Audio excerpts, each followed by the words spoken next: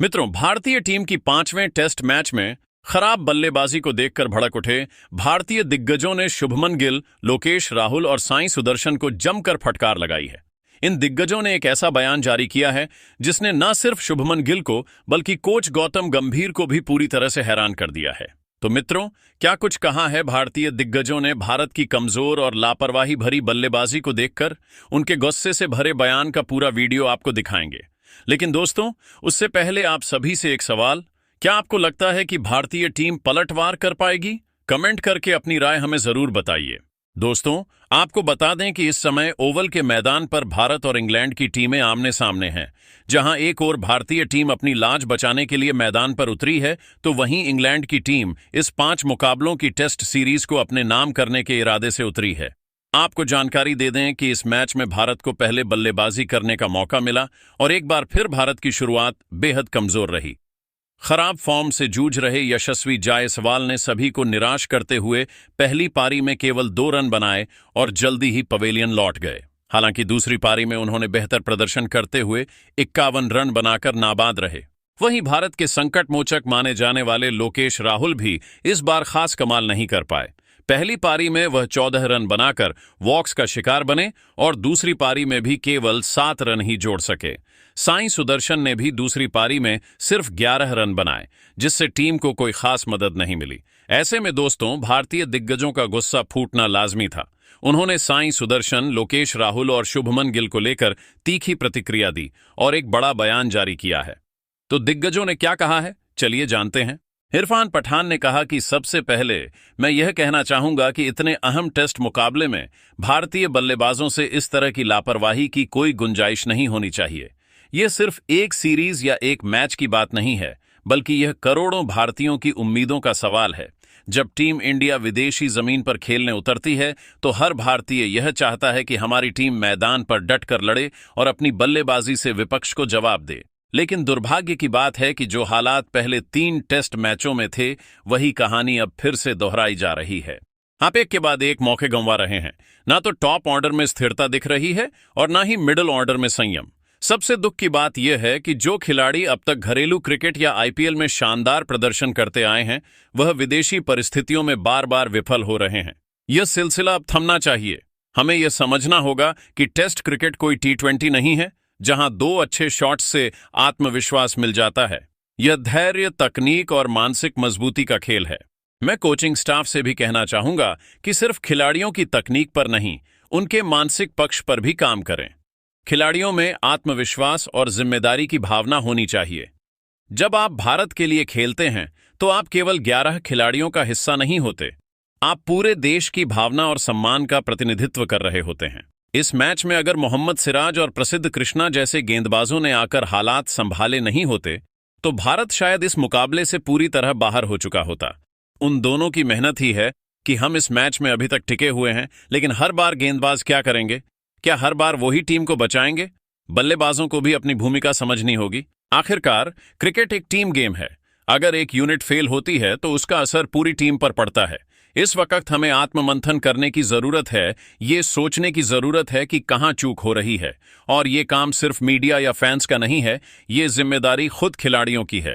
मुझे उम्मीद है कि टीम आने वाले समय में इससे सबक लेगी और बल्लेबाजी में वो प्रतिबद्धता दिखाएगी जिसकी इस समय सबसे ज्यादा जरूरत है।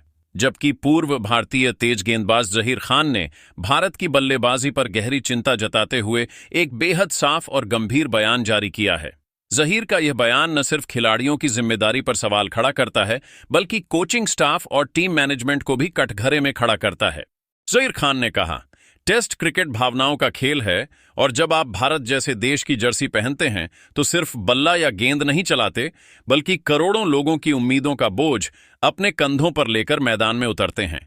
ऐसे में जब टॉप ऑर्डर एक के बाद एक बिना कोई संघर्ष किए पवेलियन लौटता है, तो दर्द सिर्फ स्कोरबोर्ड पर नहीं दिखता, वो सीधे भारतीय दिलों में महसूस होता है। उन्होंने खास तौर पर नाम लिए बिना कहा कि ये कोई क्लब क्रिकेट नहीं है कि आप बाहर जाएं, 2 टेस्ट मैच में असफल हो जाएं और फिर तीसरे में भी वही गलती दोहराएं। यहां हर पारी आपका इम्तिहान है। अगर आप देश के लिए खेल रहे हैं, तो हर इनिंग्स में खुद से सवाल पूछिए, क्या आप पूरी तरह तैयार थे? क्या आपने विपक्षी गेंदबाजों की रणनीति का सही अध्ययन किया? और सबसे जरूरी, क्या आपने टीम की जरूरत को प्राथमिकता दी? जहीर ने कोच गौतम गंभीर की भूमिका पर भी इशारों में सवाल उठाते हुए कहा कि कोचिंग सिर्फ रणनीति बनाना नहीं होती, मानसिक मजबूती देना भी होता है। जब लगातार एक जैसी गलतियां हो रही हैं तो टीम मीटिंग में सिर्फ आंकड़े नहीं, जवाबदेही भी होनी चाहिए। अपने अनुभव को साझा करते हुए उन्होंने कहा, मैंने ऐसे दौर देखे हैं जब बल्लेबाजों की नाकामी से हम गेंदबाजों पर दोगुना दबाव महसूस करते थे। एक गेंदबाज के तौर पर हम जान लगाते हैं कि टीम को वापसी का मौका मिले, लेकिन हर बार बैटन को ही गिरते देखना तकलीफ देता है। ये वो समय है जब खिलाड़ियों को खुद से पूछना होगा, क्या मैं टीम की उम्मीदों पर खरा उतर रहा हूं?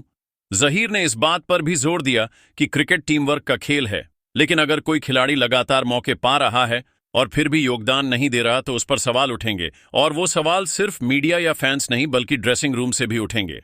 अंत में उन्होंने भावुक होकर कहा, हर हार से हम सीख सकते हैं, लेकिन हर बार वही गलती दोहराना क्रिकेट नहीं, जिद है।